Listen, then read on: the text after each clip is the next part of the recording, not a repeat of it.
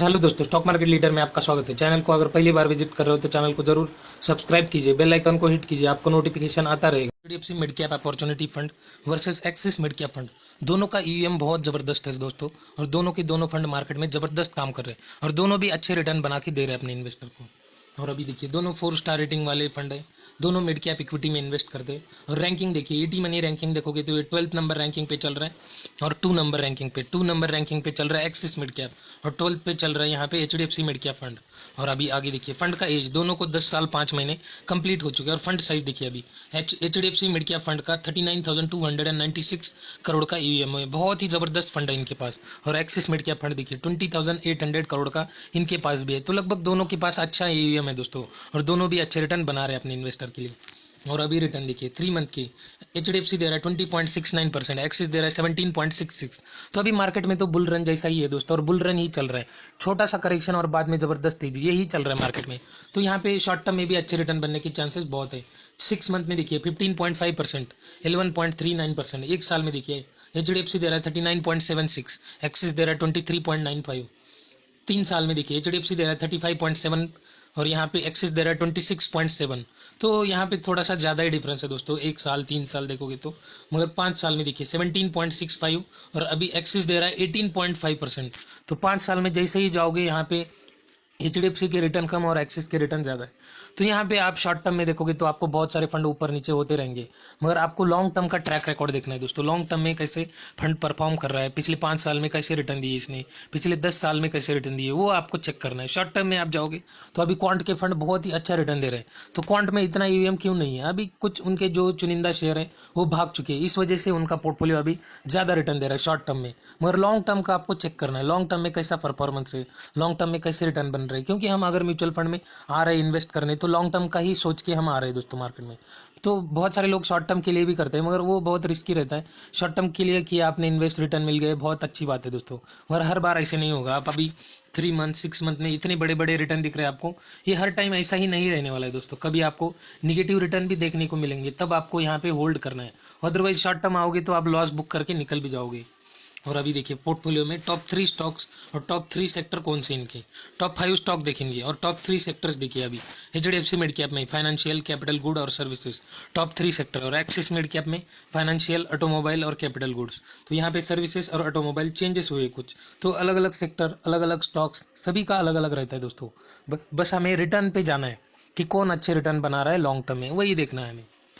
और top 5 stock देखिए, HDFC mid cap के Indian hotel, Hindustan aeronautics, max health care, Cholamandalam investment और अपोलो टायर, बहुत ही जबरदस्त स्टॉक ऐड किए इन्होंने। और एक्सिस के देखिए Cholamandalam investment, Indian hotel, ICIC bank, Astral polytechnic, और अभी देखिए सुप्रीम इंडस्ट्रीज, इन्होंने भी अच्छे स्टॉक ऐड किए दोस्तों। तो कुछ स्टॉक है जो सेम है दोनों के पोर्टफोलियो में, इंडियन होटल और इंडियन चोलामंडलम इन्वेस्टमेंट, 2 स्टॉक दोनों के पोर्टफोलियो में टॉप 5 में है दोस्तों। और बाकी तीनों स्टॉक दोनों के अलग अलग है। तो अच्छा पोर्टफोलियो बनाया दोनों ने भी, तभी जाके अच्छे रिटर्न बन रहे हैं इनके। और अभी एचडीएफसी के बारे में डिटेल में देखिए, HDFC mid cap opportunity fund, इसका यानी भी चल रहा है 127 रुपीज़ का, और रिटर्न देखिए 20% के रिटर्न दे रहा है दोस्तों लॉन्ग टर्म में। 10 साल 5 महीने कंप्लीट हो चुके हैं इसको। की डिटेल देखिए, अभी 4 स्टार रेटिंग, एक्सपेंस रेशियो देखिए 0.91%, और एग्जिट लोड है 1%। ईवीएम तो आपने देख लिया 39,296 करोड़, बहुत ही जबरदस्त ईवीएम है इनके पास। और लॉक इन, कोई लॉक इन नहीं है दोस्तों। और फंड का एज देखा 10 साल 5 महीने। और यहाँ पे इन्होंने बेंचमार्क किया है निफ्टी मिड कैप 150 को। और मिनिमम आप 100 रुपीज़ से एसआईपी और 100 रुपीज़ से लमसम लगा सकते हो इस फंड में। और अभी देखिए पोर्टफोलियो में इनके लगभग 63 स्टॉक्स है दोस्तों। उसमें टॉप 10 स्टॉक्स में इन्होंने 34% लगाया अपनी ईवीएम का, टॉप 3 स्टॉक्स में लगाया 12.7%, और टॉप 5 में लगाया लगभग 20% के आसपास। और ये पीबी और पीई रेशियो इनके स्टॉक के हिसाब से चेंज होते रहता है दोस्तों। और अभी देखिए सेक्टर एलोकेशन, हमने टॉप 3 सेक्टर देखे थे, फाइनेंशियल, कैपिटल गुड और सर्विसेज।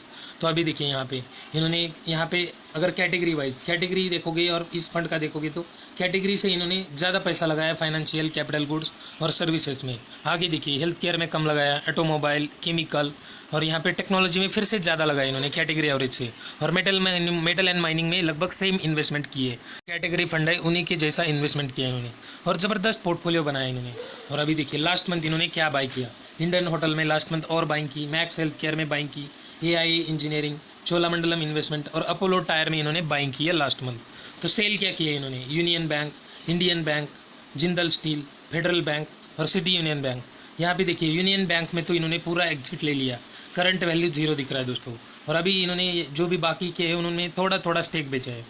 और अभी आगे देखिए axis mid cap direct plan growth, इसका एनएवी चल रहा है 83.8 रुपीज़ का, और इसके रिटर्न देखिए 18.79, तो लगभग 19% के बोल सकते हो। ऐसे इन्होंने भी अच्छे रिटर्न बनाए दोस्तों। एचडीएफसी ने 20% लॉन्ग टर्म में और इसने 18.79%, तो दोनों फंड बहुत ही ज़बरदस्त काम कर रहे हैं दोस्तों मार्केट में, और दोनों फंड अच्छे रिटर्न बना के दे रहे हैं अपने इन्वेस्टर को। तो इसीलिए बोलता हूँ मैं, आप अगर किसी भी फंड में इन्वेस्टेड हो तो आप इन्वेस्टेड रहिए, लॉन्ग टर्म आप इसमें इन्वेस्ट करते रहिए। आपने कुछ तो रीज़न होगा तभी आपने उस फंड को चुना होगा इन्वेस्टमेंट के लिए, तो उस रीज़न को आप पकड़ के बैठिए और उसमें इन्वेस्ट करते रहिए, क्योंकि आपको लॉन्ग टर्म का परफॉर्मेंस देखना है दोस्तों। शॉर्ट टर्म में तो कुछ भी हो सकता है, मार्केट अगर ऊपर गया है तो ऊपर जाएगा, मार्केट नीचे आया तो करेक्शन में यहाँ के इनके स्टॉक भी करेक्शन में आएंगे और आपके रिटर्न भी निगेटिव दिखेंगे।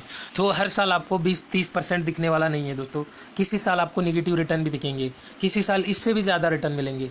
तो ऑन एन एवरेज देखना है आपको लॉन्ग टर्म का, तो लॉन्ग टर्म में ही आप बड़ी वेल्थ बना सकते हो दोस्तों। शॉर्ट टर्म में तो आप 1 लाख के 2 लाख करोगे मैक्स, 1 लाख के ज़्यादा से ज़्यादा 2-3 लाख पकड़िए, उससे ज़्यादा तो नहीं बनेगा दोस्तों। 1 लाख का यहाँ पे 1 करोड़ तो नहीं बनने वाला है 1 साल 6 महीने 3 महीने में।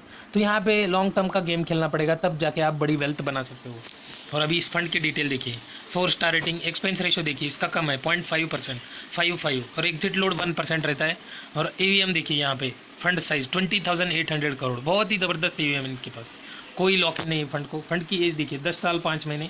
इन्होंने बेंचमार्क किया है यहाँ पे BSE 150 मिड कैप को, और मिनिमम इन्वेस्टमेंट यहाँ पे 100 रुपीज़ की SIP और 500 रुपीज़ लमसम लगा सकते हो आप इसमें। और पोर्टफोलियो समरी देखिए, नंबर ऑफ स्टॉक 61 स्टॉक्स है दोस्तों इनके पोर्टफोलियो में। टॉप 10 स्टॉक में इन्होंने 32% इन्वेस्ट किया अपने EVM का, टॉप 3 में 12% और टॉप 5 में लगभग 18% इन्वेस्ट किया है। और अभी देखिए सेक्टर अलोकेशन, तो इन्होंने यहाँ पे कैसे इन्वेस्टमेंट किया है देखिए, फाइनेंशियल, ऑटोमोबाइल, कैपिटल गुड्स। तो अभी देखिए यहाँ पे इस फंड ने कैटेगरी एवरेज से फाइनेंशियल में ज़्यादा लगाया, ऑटोमोबाइल में ज़्यादा लगाया, और कैपिटल गुड्स में कैटेगरी एवरेज से कम पैसा लगाया। फिर सर्विसेज में ज़्यादा, केमिकल में भी ज़्यादा, मटेरियल टेक्नोलॉजी में भी ज़्यादा, और हेल्थ केयर में देखोगे तो बहुत कम पैसा लगाया इन्होंने। तो इन्होंने बहुत ही ज़बरदस्त पोर्टफोलियो बनाया दोस्तों। और लास्ट मंथ इन्होंने बाय क्या किया है देखिए, Cholamandalam investment, astral poly, CG power and industrial solution, Indian hotel और ABB इंडिया, इन स्टॉक में इन्होंने लास्ट मंथ बाइंग की है, सेलिंग का की है। सुंदरम फाइनेंस से इन्होंने पूरा एग्जिट ले लिया है दोस्तों। NIIT technology, Aditya Birla fashion, Voltas और इप्का लैबोरेटरीज में इन्होंने सेलिंग की है। तो सेलिंग करके भी इनका कुछ यहाँ पे करंट वैल्यू देखिए और लास्ट मंथ वैल्यू देखिए, तो थोड़ा थोड़ा स्टेक बेचा है दोस्तों इन्होंने, क्योंकि इनको लगा अभी प्रॉफिट बुक करना है थोड़ा सा, तो थोड़ा सा प्रॉफिट बुक करके किसी और शेयर में इन्वेस्ट करते दोस्तों। तो ऐसे ही चलता रहता है इनका स्विच, यहाँ से वहाँ, वहाँ से ये स्टॉक में करते दोस्तों। तो ये स्विच कर रहे हैं, इसका मतलब ऐसा नहीं है आपको ये पोर्टफोलियो छोड़ के, ये म्यूचुअल फंड छोड़ के दूसरे म्यूचुअल फंड में जाना है, ऐसा मत करना दोस्तों। आप मिनिमम किसी भी फंड को पकड़ोगे तो 5 साल तो इन्वेस्ट जरूर कीजिए, और बाद में आपको लगता है अरे यार ये फंड काम ही नहीं कर रहा है, अच्छे रिटर्न ही नहीं दे रहा, FD से भी कम रिटर्न दे रहा है, तो यहाँ पे आप स्विच करके आगे निकल सकते हो, दूसरे फंड में जा सकते हो दोस्तों। मगर आप थोड़ा सा टाइम दीजिए उनको भी कि वो अच्छे रिटर्न बना पाए। 5 साल सफिशिएंट टाइम है दोस्तों, उसमें आपको पता चल जाएगा कि आगे फंड कैसे काम कर सकता है, तो वहाँ से एग्जिट लेके आप दूसरे फंड में जा सकते हो। मगर मिनिमम आप 3 साल 5 साल जरूर एक ही फंड में होल्ड कीजिए और वहाँ पे इन्वेस्ट करते रहिए, और लॉन्ग टर्म में आपका पैसा जरूर बनेगा दोस्तों। अगर ये वीडियो अच्छी लगी तो वीडियो को लाइक एंड शेयर जरूर करना, चैनल को सब्सक्राइब करना मत भूलना।